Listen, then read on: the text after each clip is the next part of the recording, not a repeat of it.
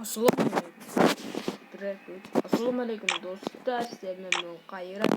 Biz tek Scar meni top bir alatım bolar. Buna dostlar Scar, Scar men top bir alatım bolamız. Video basmasından durup videoga like basıp kanalga tirkelip kızıp batsa dep noktan sırga aylandırıp görsengizler. Hadi biz videomuzu başlayalım.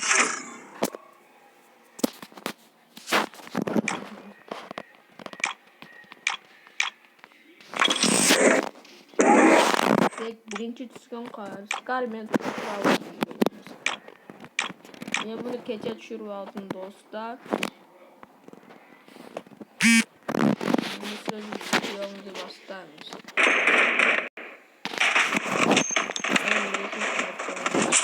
Video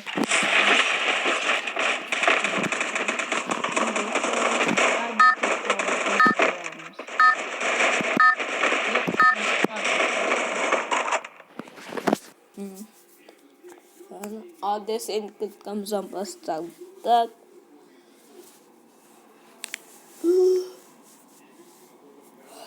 Yakında dostlar Jazz geldi.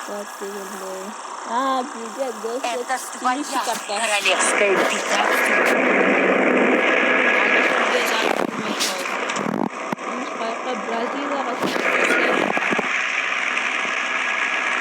I don't know where we are, but I'll get us out of here, Kelly. I promise.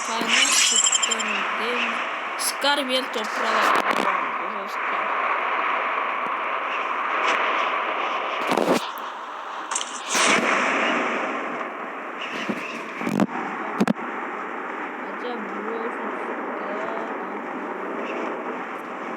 Benim kasım yedi adam var efendim dostlar. Hani Glavni bizde yerime gelmez şaka. Glavni bizde de Scar davranıyor. Scar konuşuyor.